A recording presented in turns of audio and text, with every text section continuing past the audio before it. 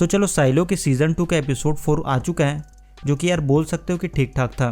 खैर, सो एपिसोड 4 की शुरुआत होती है साइलो 17 से, जहाँ जूलियट और सोलो पानी के नीचे जाने के लिए ज़रूरत का सामान इकट्ठा कर रहे होते हैं।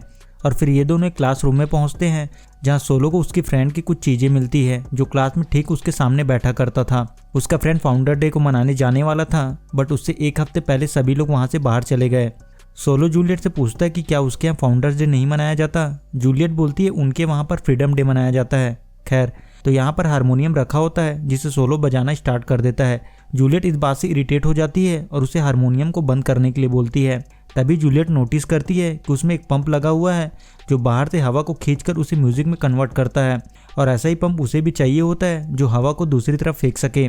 सो जूलियट पंप का यूज़ करके उसे एक पाइप में जोड़ देती है और फिर पानी में जाने की तैयारी करती है। हालांकि उसे थोड़ा डर लग रहा होता है, और वो सोलो को बोलती कि जब तक वो पानी से बाहर नहीं आ जाती हवा को पंप करते रहना।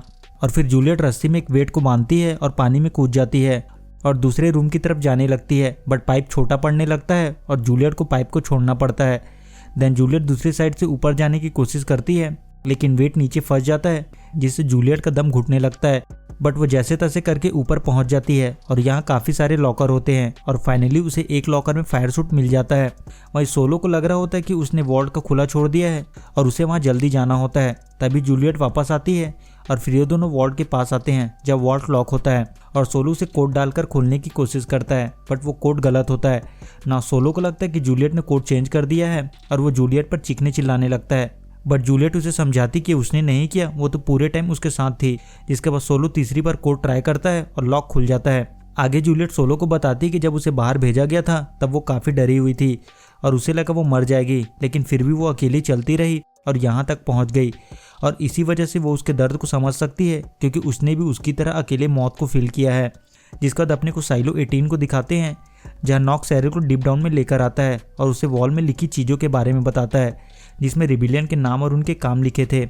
नॉक्स बताता कि अभी तक जितने भी रेबिलियन हुए हैं उनमें ज़्यादातर रेबिलियन मैकेनिकल से थे, और हमेशा मैकेनिकल ही साइलो के खिलाफ जाता था, और हर बार मैकेनिकल नीचे जनरेटर को बंद कर देता था, और हर बार जुडिशियल ने मैकेनिकल पर ही रेबिलियन का ब्लेम डाला था। सैरल समझ जाते कि मैकेनिकल साइलो को बंद कर सकता है, और पहले ऐसा कई बार हो चुका है।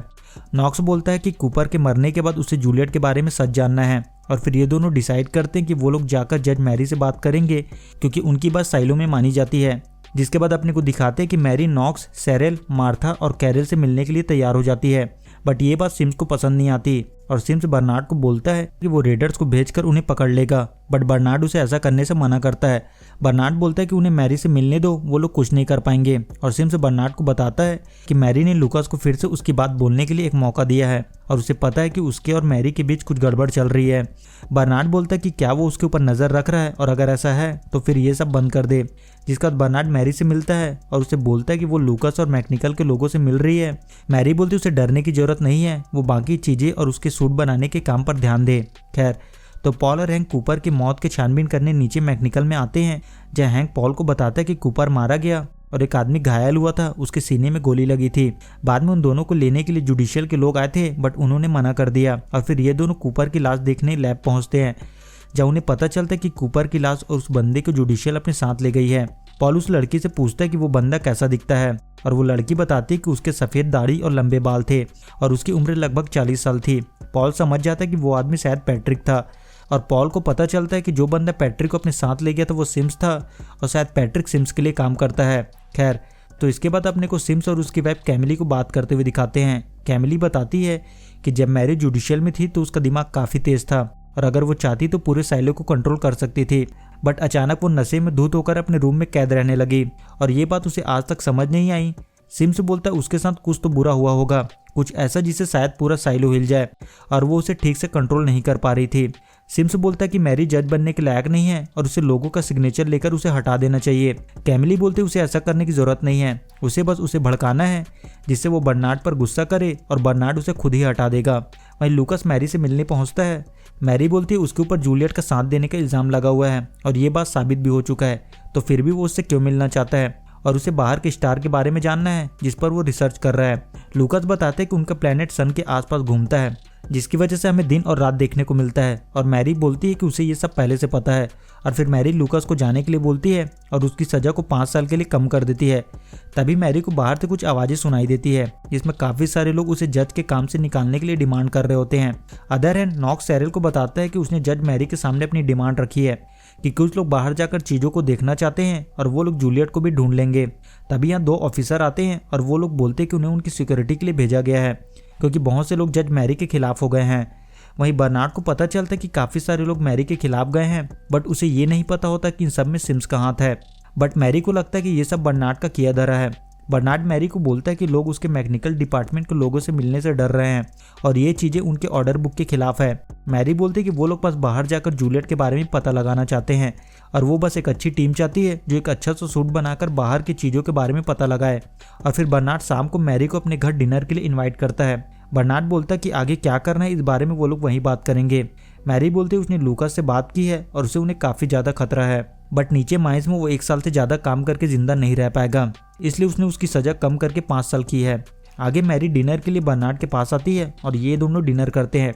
तभी मैरी को अजीब फील होने लगता है और उसे पता चलता है कि उसके खाने में जहर है और उसके पास कुछ मिनटों का वक्त है। बर्नार्ड बोलता है कि साइले को लोगों को इकट्ठा करने के लिए उसने उसे मारा ताकि वो लोग मैकेनिकल के लोगों को सबक सिखा सके। यहाँ पर मरने से पहले मैरी बर्नार्ड को बताती है कि जूलियट के हार्ड डिस्क में रेबल के कुछ मैसेजेस थे जो कि कोड में थे, बट वो उसे वो नहीं बता सकती। 25 साल पहले उसने उसे खुद के शैडो बनने का काम दिया था, बट उसने उसे मना कर दिया था। तब बर्नार्ड बोलता है कि वो 4 दिनों तक गायब थी और फिर उसने वापस आकर काम करने से मना कर दिया था। मैरी बर्नार्ड को बोलती है कि वो उसे कैफेटेरिया लेकर चले, वो आखिरी बार बाहरी दुनिया को देखना चाहती है, बट बर्नार्ड मना कर देता है। बट उसके पास एक VR होता है जिसकी मदद से वो मैरी को बाहर की दुनिया दिखाता है और मैरी बोलती है कि उन्होंने इतनी खूबसूरत दुनिया को कैसे खो दिया और फिर वो मर जाती है।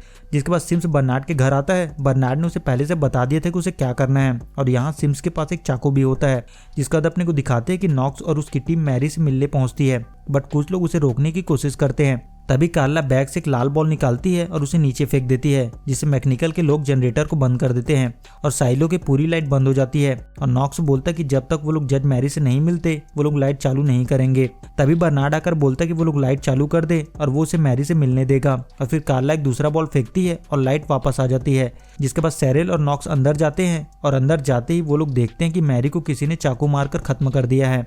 और नॉक्स समझ जाता है कि ये सिम्स का काम है और वो एक ट्रैप में फंस चुके हैं। और फिर ये दोनों शांति से बाहर आते हैं और मार्था और कार्ला को लेकर भाग जाते हैं। जिसके बाद सिम्स लोगों को आकर बताता है कि मैरी सबका भला चाहती थी, भले ही आप लोग उसे पसंद नहीं करते, और इसलिए वो मैकेनिकल के लोगों से मिली और वो लोग एयरलॉक खोलना चाहते थे जिसके लिए मैरी ने मना किया और इसलिए उन्होंने उसे मार दिया। मैरी ने उनके लिए अपनी जान दे दी, इसलिए उन्हें कैसे भी उनके खूनियों को ढूंढकर उन्हें सजा देनी होगी। और फिर सभी लोग नॉक्स की टीम को पकड़ने के लिए नीचे जाने लगते हैं और नॉक्स जल्दी से नीचे भागने लगता है और एपिसोड 4 यहाँ से खत्म हो जाता है। सो इसी के साथ इस वीडियो में इतना ही। वीडियो अच्छा लगे तो वीडियो को लाइक कर देना और चैनल को सब्सक्राइब कर देना। मिलते हैं अगले वीडियो में, तब तक के लिए गुड बाय।